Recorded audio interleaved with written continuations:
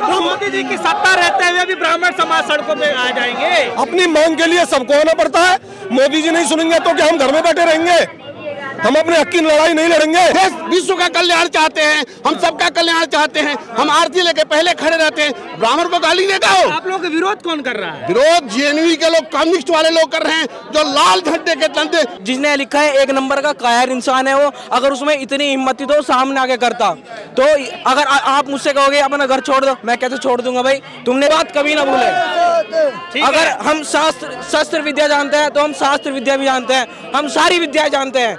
जिस परशुराम स्वाभिमान सेना, आप लोग आए हैं दिल्ली के सड़कों पे, क्या है, क्या मांगे हैं? मांगा है जो जेएनयू में जो ब्राह्मण विरोधी नारे लगे हैं, जो गलत है। ब्राह्मण आज से नहीं सदियों से भारत के लिए योगदान दिया है, बलिदान दिया है। उनके साथ अत्याचार हो रहा है, ब्राह्मणों के साथ।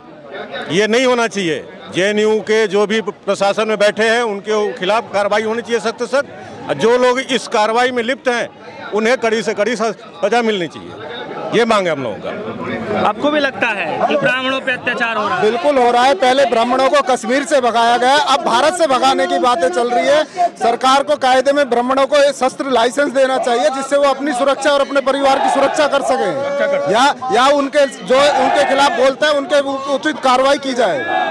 अब तो सरकार भी कहते हैं कि आप ही लोगों के साथ में काम करती है, हिंदूवादी सरकार है। तो हिंदूवादी सरकार है, बिल्कुल सरकार हम काम करती है, लेकिन जो अन्य लोग हैं, उपद्रव लोग, उन्हें रोकने का काम भी तो सरकार ही करेगी ना। सरकार गलत नहीं कर रही है। जो उपद्रवी लोग हैं, जो इस पक्ष में जो बोलते हैं कि ब्राह्मण छोड़ो, कभी हिंदू छोड़ो, हिंदू कहाँ जाएंगे, कहाँ ब्राह्मण जाएंगे भाई?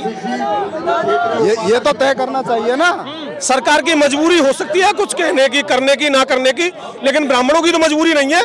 अगर ब्राह्मणों के खिलाफ बोला जाएगा तो उसको मुंह तोड़ जवाब दिया जाएगा। बिल्कुल।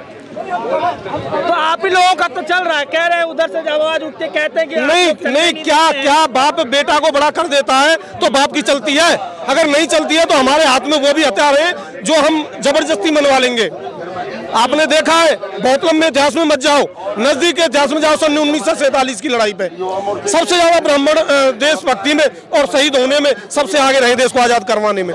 ये कहते हैं, कुछ निकम्मे लोग कहते हैं ब्राह्मण भारत छोड़ो। अगर ब्राह्मण भारत छोड़ देते तो आज तुम परतंत्र रहते, स्वतंत्रता से बोल नहीं पाते। हाँ, ब्राह्मण समाज भी दिल्ली के धरती पे, और वो भी इतनी भारी संख्या में। हाँ, क्या अपने स्वाभिमान के लिए लड़ना पड़ता है। हाँ। जब दुष्ट हावी हो जाते हैं तो उनका संहार करने के लिए एकजुट होना पड़ता है। और सुनो, एक आदमी अगर कह देता है कि ब्राह्मण भारत छोड़ो, ऐसे निकम्मे आदमियों की गिनती नहीं होती। सब तो नहीं कहते। हम उस आदमी अगर हमारे सामने आ जाए तो हम कहते हैं इस बात को, हम असली ब्राह्मण है। ऐसे निकम्मे में ब्राह्मण तो ब्राह्मण होता है, असली नकली का। ब्राह्मण तो ब्राह्मण बोल दिया तो ब्राह्मण हो गया। ब्राह्मण हो गए, हम ब्राह्मण है। अगर हमारे सामने कोई आकर बोलेगा तो हम उसमें ब्राह्मण भारत छोड़ो के नाम पर अगर वो बोल देता तो हम उसमें वही। तो सारे आज जितने भी लोग हैं सब ब्राह्मण समाज के लोग हैं, सब ब्राह्मण समाज के लोग हैं। और जगह जगह ये आंदोलन होना है, ऐसे दुष्टों को जगह। मैं ब्राह्मण नहीं हूँ, मैं क्षत्रिय हूँ, लेकिन मैं कह रहा हूँ कि ब्राह्मणों के साथ जो हो रहा है, कल को हमारे साथ होगा, कल को तीसरे के साथ होगा। ये एक आप अभी एक पत्रकार बंधु पूछ रहे थे कि भगवान परशुराम ने क्षत्रियों का विनाश किया। नहीं, उन्होंने दुष्टों का विनाश किया था, क्योंकि भगवान परशुराम की माताजी क्षत्रिय थी, उनकी नंसार क्षत्रियों में थी। ये गलत मतलब वो फैलाया जा रहा है समाज में। क्या वो जानते नहीं है इतिहास को, शास्त्रों को नहीं जानते कि ब्राह्मण और क्षत्रियों का रहा क्या है। मोदी जी की सत्ता रहते हुए भी ब्राह्मण समाज सड़कों पे आ जाएंगे। अपनी मांग के लिए सबको आना पड़ता है। मोदी जी नहीं सुनेंगे तो क्या हम घर में बैठे रहेंगे? हम अपने हक की लड़ाई नहीं लड़ेंगे। मोदी जी को सुनाएंगे नहीं तो मोदी जी क्या वहाँ बैठे सुन लेंगे? हमको सुनाना तो पड़ेगा। इसके लिए सड़कों की क्या चले, हमको कुछ भी करना पड़े। हाँ। मैं नोएडा गौतम बुद्ध नगर से डॉक्टर एम दीक्षित ब्राह्मण समाज का महासचिव आया हूँ। हाँ जी। सबसे पहली बात है कि हम ब्राह्मण समाज सबको सम्मान देते हैं, सबको वेद का शास्त्र का ज्ञान देते हैं। और हमारे को सारी लोग कहते हैं कि जेएनयू के लोग कहते हैं कि आप भारत छोड़ो। अरे भारत क्या, हम भारत को जोड़ने के लिए लगे हुए, तुम तोड़ने के लिए लगे हो।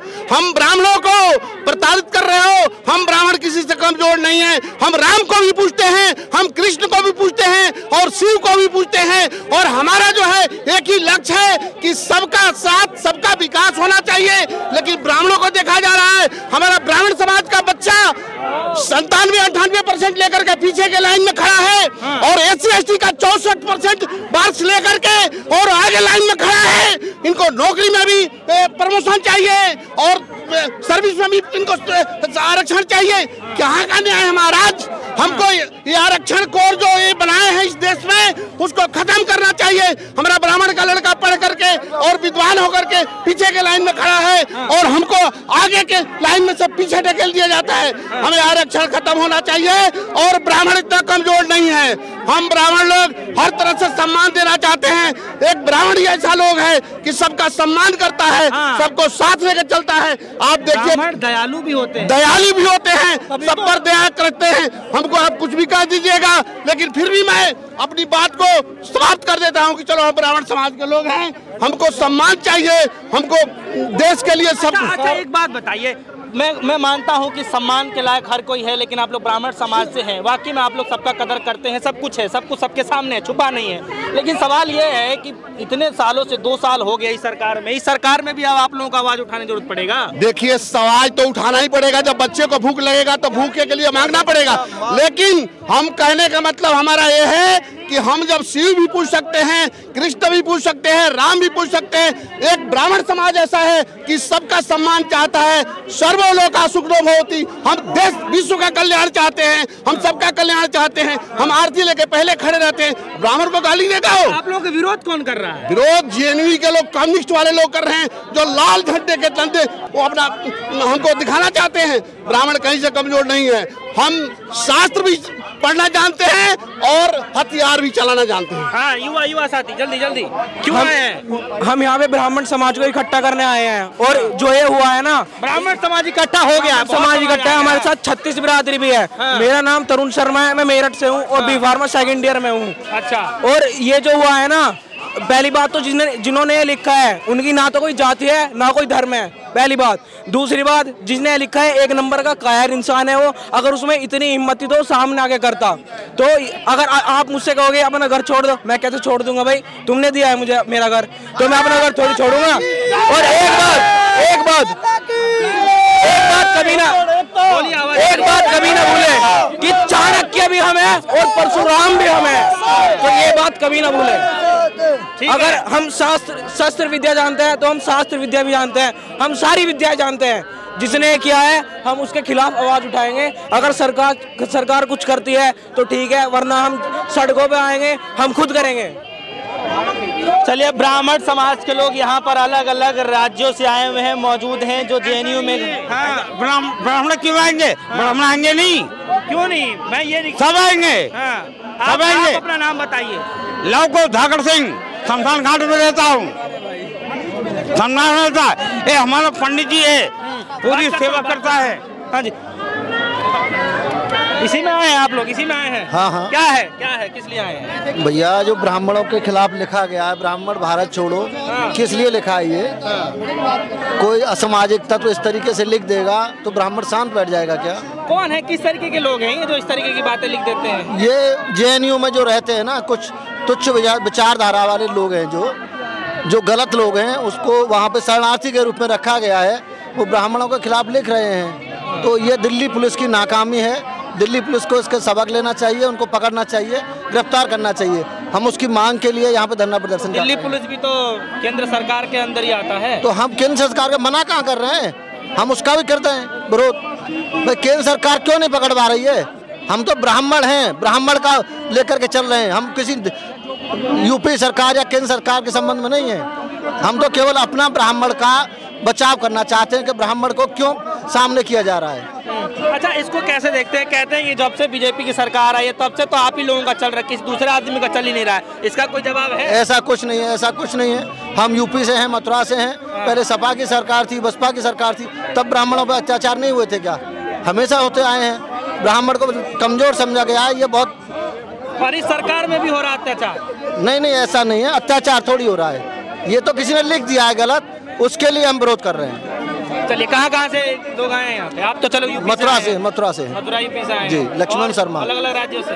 हाँ, सभी जगह से हैं, पूरे देश से। सारे ब्राह्मण समाज के? सारा पूरा ब्राह्मण समाज।